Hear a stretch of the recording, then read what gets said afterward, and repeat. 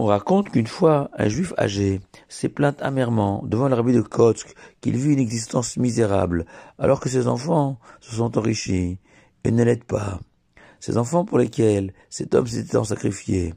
Et le rabbi lui a répondu que ce n'était pas si surprenant. En effet, notre parachat de Vaïgash, nous voyons que dans son plaidoyer en faveur de la libération de Benjamin, pris en otage par Joseph, vice-roi d'Égypte, Yehuda va affirmer que si jamais Joseph, s'obstinait et retenait Benjamin comme serviteur en Égypte, le père de Benjamin, Yaakov, en éprouverait un tel chagrin qu'il en mourrait.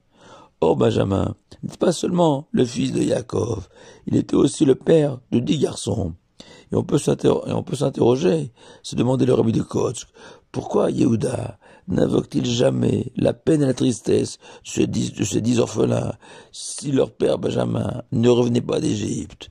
Pourquoi se focaliser sur la tristesse de Yaakov? Et le rabbi de Kotsk a répondu à son étonnement que du plaidoyer de Yehuda, on peut déduire cette règle, qu'un père a plus de miséricorde, d'amour pour ses enfants que l'inverse, c'est-à-dire des enfants pour leur père. Raison pour laquelle Yehuda a insisté sur la détresse de Yaakov, le père de Benjamin, plus que sur la peine des enfants de Benjamin. Le Talmud apporte une preuve flagrante à ce principe. En effet, la Torah permet à un propriétaire, surprenant un voleur en train de creuser un tunnel pour pénétrer chez lui, de le tuer. Pourquoi? Car le propriétaire est en état de légitime défense, puisqu'un cambrioleur capable de creuser un tel tunnel n'aura aucun scrupule à assassiner le propriétaire s'il résiste et s'oppose à lui. Mais il existe une exception à cette autorisation de tuer un tel voleur. Dans le cas où le propriétaire est le fils du voleur qui tente de pénétrer en creusant un tunnel chez son fils pour le voler. Clairement, le père est le voleur, le fils le propriétaire. Dans un tel cas, le propriétaire, le fils, n'a pas le droit de porter atteinte à son père le voleur, car il n'est pas en état de légitime défense, car jamais un père ne tuera son fils. Mais, enseigne le Talmud, si le voleur est le fils, et le propriétaire le père est en état de légitime défense, car son fils n'hésitera pas à tuer son propre père pour le voler.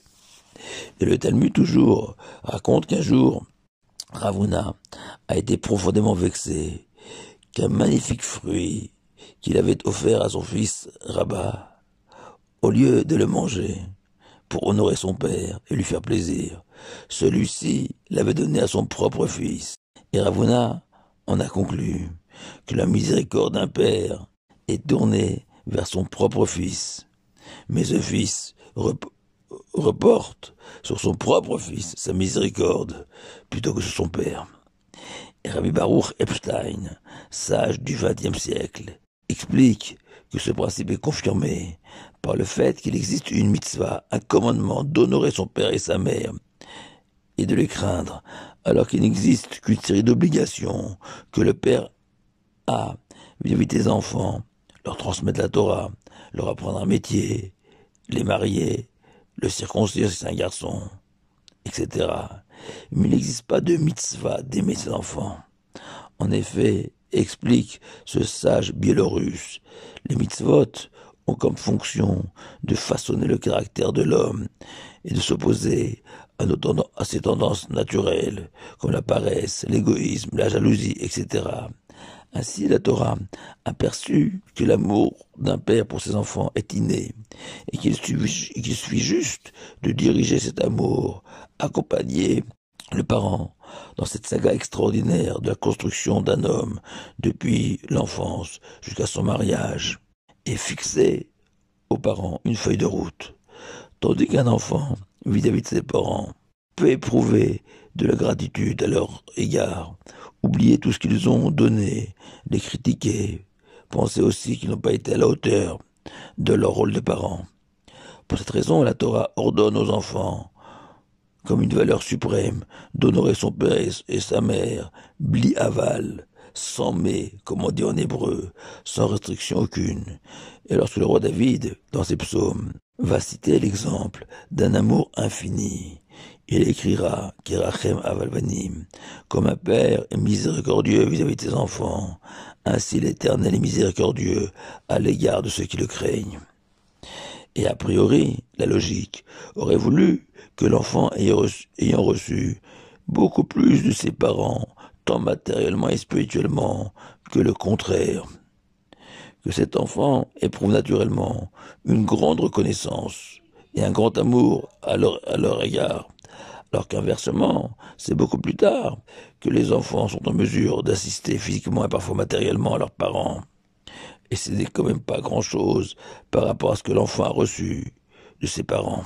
La première explication, la plus simple, consiste à dire que l'enfant est perçu par le père comme une partie de lui-même, ce qui n'est pas le cas du fils vis-à-vis de son père, et qui met sur l'enfant, c'est s'aimer soi-même, cet amour narcissique, qui n'a évidemment pas d'égal. La deuxième explication, fournie par tous les maîtres de l'éthique juive, que nous aimons que les hommes pour lesquels on a tout donné.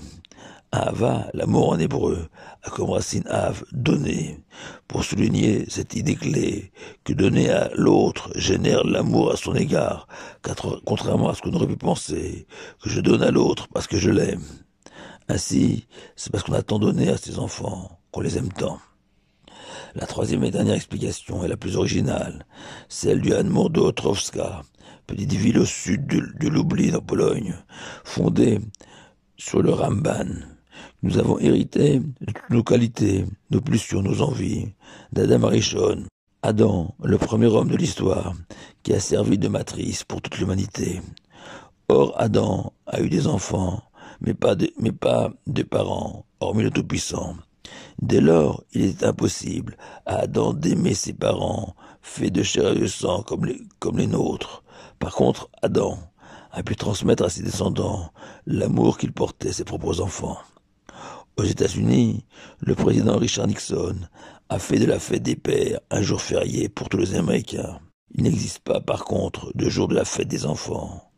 À la lumière de ces paroles de Torah, on comprend pourquoi, car c'est tous les jours leur fête. Shabbat Shalom à vous tous.